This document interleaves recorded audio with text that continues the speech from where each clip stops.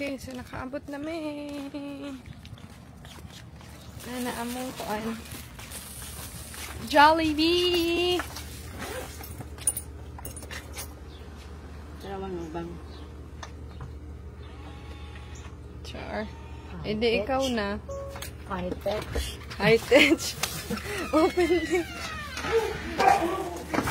High touch. Oh, kakabayo!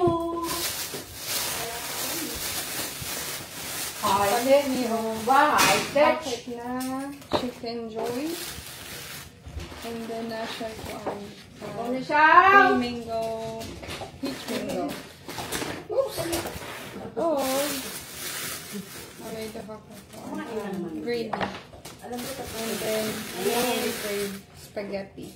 Layo kayo ang palitan ng spaghetti dito sa Santa Barbara. Take advantage na ito wala na tadoy ako. Tanang kuan ka ng easy ra o ka ng close ra ba? Dali ra. Doon ra. Oo, accessible. Ana. Ay. Mga una ka! Kaya gutom na may.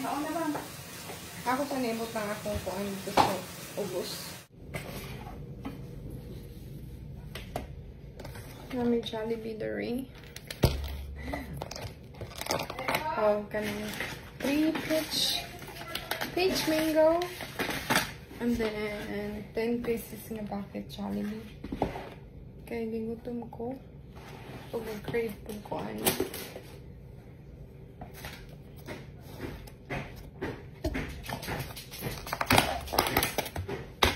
Hindi mo mga mukhaon ako. Ibana mo. Sabihin ko sila. I-mix ni na to. Ay, ikaw. Para mas kuan siya ba? Ikaw? Kumain ka na? Kasi kain ng kaon? Ah!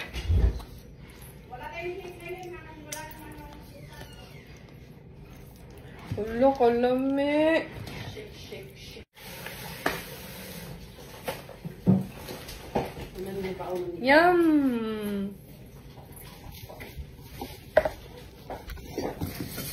Ika, kaya ko na. Gusto na ni Galileo na po ito. Kay, tao na ta, Kay! Kay!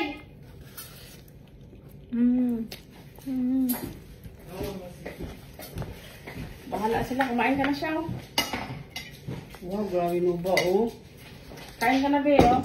Jollibee. Yummy! Ako rin. Kain na ba?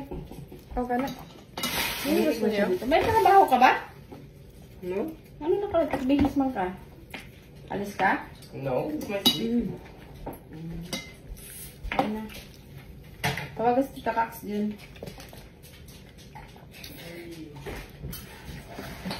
Ano ka na?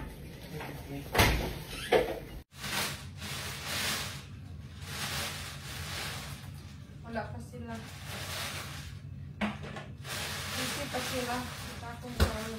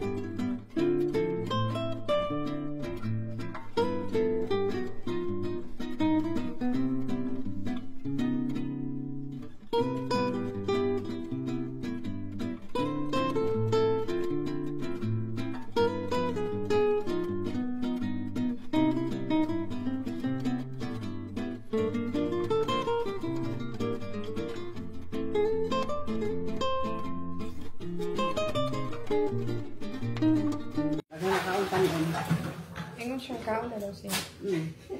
Kala ko sa siya ng taon. Ikaw na si Kay? Ipaon ka na siya kay. Pero matawagon. Ay,